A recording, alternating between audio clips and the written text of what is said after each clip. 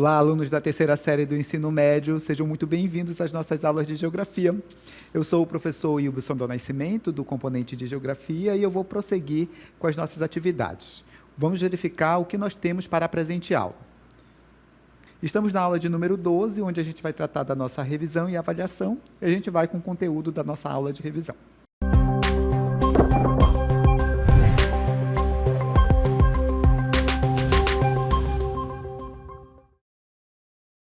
Bem, antes de começar essa aula de revisão, eu gostaria de destacar um ponto que eu acho importante a gente debater aqui com vocês. Todo o conteúdo que vai aparecer durante essa aula de revisão, ele estará presente na avaliação de vocês. Por isso é importante que vocês prestem atenção, façam as anotações de vocês, para que esse conhecimento que a gente vai debater aqui durante a aula, ele possa ser utilizado a favor de vocês na resolução das questões que estão presentes na avaliação, certo? Feito esse esclarecimento, a gente começa de fato o conteúdo da nossa aula de revisão. Bem, durante as aulas da unidade de número 2, nós falamos sobre desenvolvimento sustentável. Para ser mais específico, sobre a promoção do desenvolvimento sustentável.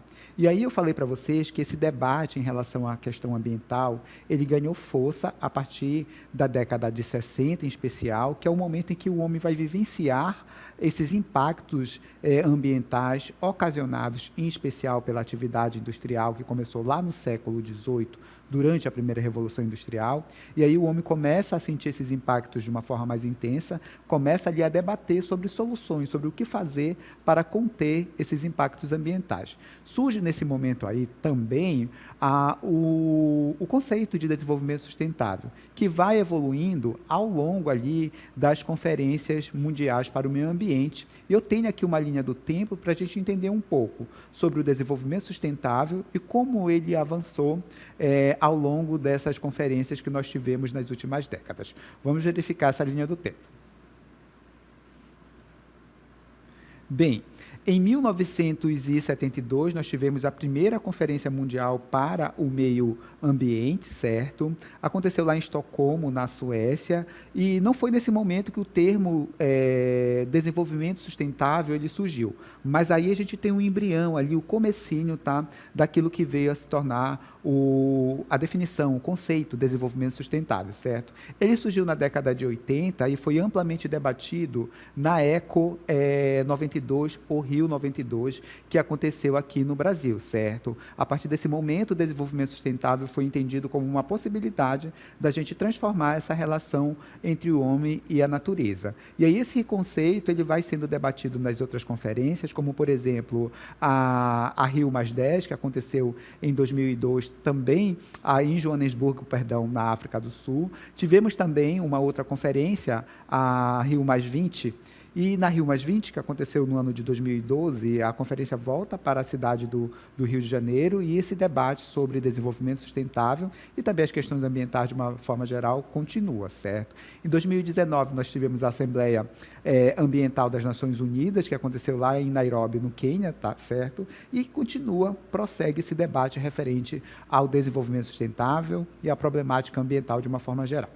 E, professor, o que é esse desenvolvimento sustentável? Tem aqui uma definição para a gente pensar um pouco sobre como funciona e o que é, de fato, o desenvolvimento sustentável. Acompanhem comigo.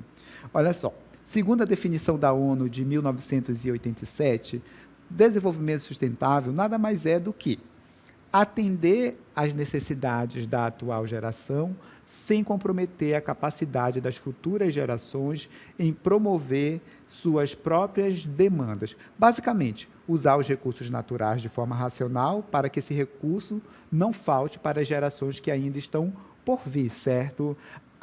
Associando ali crescimento econômico, preservação ambiental, para a gente ter esse desenvolvimento sustentável.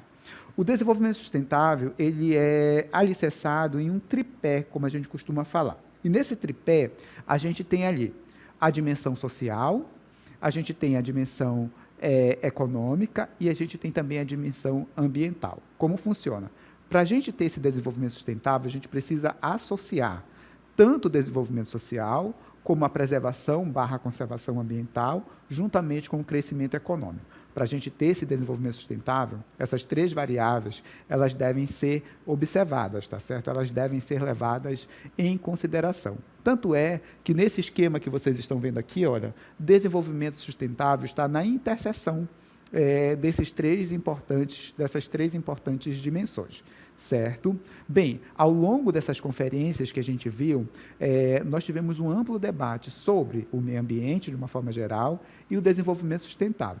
E, a partir dessas conferências, surgiram ali programas, surgiram ali orientações gerais para que a gente pudesse ali diminuir esses impactos ocasionados pelas ações antrópicas nos ecossistemas de uma forma geral. É nesse contexto que vai surgir o PNUMA, que a gente vai conhecer agora, que é responsável pela promoção do desenvolvimento sustentável em escala planetária. O que é esse PNUMA, professor? O PNUMA é o Programa das Nações Unidas para o Meio Ambiente. Ele foi criado ali no contexto da Conferência de Estocolmo em 1972. Ele é considerado ali um programa e não uma agência. E isso, dentro da estrutura administrativa da ONU, tem bastante significado, tá? A agência, ela tem mais poder político, ela tem orçamento, tá certo? Aporte financeiro para colocar em prática os seus objetivos, aquilo que ela pensa em fazer, quando se trata de uma agência, certo? Quando é um programa, a gente tem menos influência política e menos aporte financeiro também para tocar ali os projetos. Por isso se discute hoje que o PNUMA se torne uma agência, para ele ter mais poder, é claro, dentro da ONU, certo? A sede do PNUMA ela fica em Nairobi, Quênia, que é um país lá do continente africano, certo? Gostaria também de enfatizar com vocês, nesse momento, quais são as funções do PNUMA, tá certo? E entre as funções do PNUMA, nós vamos destacar o seguinte: o fomento da liderança e análise de soluções adequadas para uma série de impasses, incluindo ali aqueles impasses relacionados às mudanças climáticas, promove ainda ali o auxílio da gestão dos ecossistemas, tanto marinhos como terrestres, e também incentiva a economia sustentável global, incentiva ali o desenvolvimento sustentável através da promoção do desenvolvimento sustentável e também do debate relacionado às questões ambientais, certo? O PNUMA ele desenvolve os seus programas ao longo de 7 áreas principais, e a gente vai conhecer quais são essas áreas. Então, o PNUMA desenvolve ali seus projetos, os seus programas, através da área de mudanças climáticas, manejo de ecossistemas, substâncias químicas e resíduos, desastres e conflitos, governança ambiental, eficiência no uso dos recursos naturais, meio ambiente sob estudo. Então, é nessas áreas aí que o PNUMA vai desenvolver os programas que estão voltados a promover a questão relacionada ao desenvolvimento sustentável de uma forma geral. Professor, qual a importância do PNUMA para esse debate relacionado à questão ambiental, bem como para a promoção do desenvolvimento sustentável? Vamos lá. Então, o PNUMA ele acaba sendo muito importante porque ele contribuiu para esse debate em relação à questão ambiental, fez com que esse debate chegasse a um número maior de pessoas. E talvez a maior importância do PNUMA, ao longo dessas décadas, foi criar um conjunto de leis, certo?, que serviu de base para que os países criassem as suas próprias leis para a proteção do meio ambiente e também para a promoção do desenvolvimento sustentável, certo? Bem, a gente viu também durante as aulas da unidade de número 2, trabalhamos um pouco sobre ciclo hidrológico, e é isso que a gente vai ver a partir desse momento. E eu queria definir aqui com vocês o que é o ciclo hidrológico, certo? A gente pode entender o ciclo hidrológico ou o ciclo da água, né, como sendo ali o movimento contínuo da água presente nos oceanos e continentes. E essa água pode estar na superfície, no solo, na rocha e também na atmosfera. Esse movimento da água ele é alimentado ali pela força da gravidade e pela energia do Sol. Daqui a pouco eu explico melhor para vocês, certo? Que provoca ali a evaporação das águas, tá? Dos oceanos e as águas que estão nos continentes, nos rios, nos lagos, tá? No caso da vegetação, ao invés de evaporação, a gente chama de evapotranspiração, certo? Essa água que evapora, ela vai parar na atmosfera. na camada mais baixa da atmosfera, na troposfera, que é onde acontecem os fenômenos meteorológicos, tá? E aí a gente tem essa água condensando, se formando ali gotículas de água que vai dar origem às nuvens, e ali quando essas nuvens estão carregadas, nós temos as precipitações, que podem ocorrer na forma de chuva, granizo, orvalho e neve, certo? Destaco para vocês que a forma mais comum de precipitação, né, a que a gente vivencia, que a gente conhece, é a chuva, mas nós temos outras formas de precipitação, é o caso da neve, comum em regiões de clima mais frio, né, como, por exemplo, o clima temperado, e acontece em condições meteorológicas bastante específicas, certo? Bem, eu gostaria de destacar também nesse momento aqui com vocês as etapas do ciclo hidrológico. E eu organizei aqui 4 etapas para fins didáticos, certo? A gente tem a etapa de evaporação, que é quando a incidência de radiação solar chega nos corpos que aqui estão, nas montanhas, nos rios, nos oceanos, certo? Essa é a radiação solar. Ela é absorvida por esses corpos, transformada em calor. Esse calor, no caso da água, aquece a água, ela fica no seu estado de vapor e sobe para a atmosfera, para a camada mais baixa da atmosfera, a troposfera. Na troposfera, a temperatura é menor, é mais fria, esse vapor d'água ele vai esfriar, ele vai condensar e a gente vai ter ali as gotículas de água se formando, dando origem ali às nuvens. E aí a gravidade vai fazer seu trabalho, né? A gente vai ter, a partir dali, a precipitação, que, como eu já falei para vocês, pode ocorrer em forma de chuva, em forma de granizo, em forma de neve também, certo? E essa água que cai, ela pode atingir os oceanos e os rios, e ela pode cair também na superfície, e quando ela cai na superfície terrestre, ela é drenada pelas bacias hidrográficas, e chega até os rios e dos rios para os oceanos, por exemplo. Outra parte pode infiltrar, percolar e chegar aos rios subterrâneos, aos aquíferos, por exemplo, certo? Bem, esse ciclo hidrológico acontece em todo lugar, e inclusive na Amazônia. Mas na Amazônia nós temos um diferencial, porque aqui nós temos a evapotranspiração da floresta. E o que é, professor, essa evapotranspiração da floresta? É a perda da água por parte da floresta. Professor, as plantas perdem muita água através da evapotranspiração? Sim. Olha esses dados que eu tenho aqui para a gente analisar. Acompanhem comigo. Segundo o INPA, uma árvore que possui uma copa de 10 metros, vamos colocar aqui uma mangueira, por exemplo, um pé de abacate, tranquilamente a copa tem 10 metros de diâmetro. É capaz de evapotranspirar 300 litros de vapor d'água, uma caixa d'água, né? Olha só, a floresta amazônica possui, em média, ali, 600 bilhões de árvores. Então, essas árvores podem gerar 6 trilhões de litros de vapor de água por dia para a atmosfera. É muita água, certo?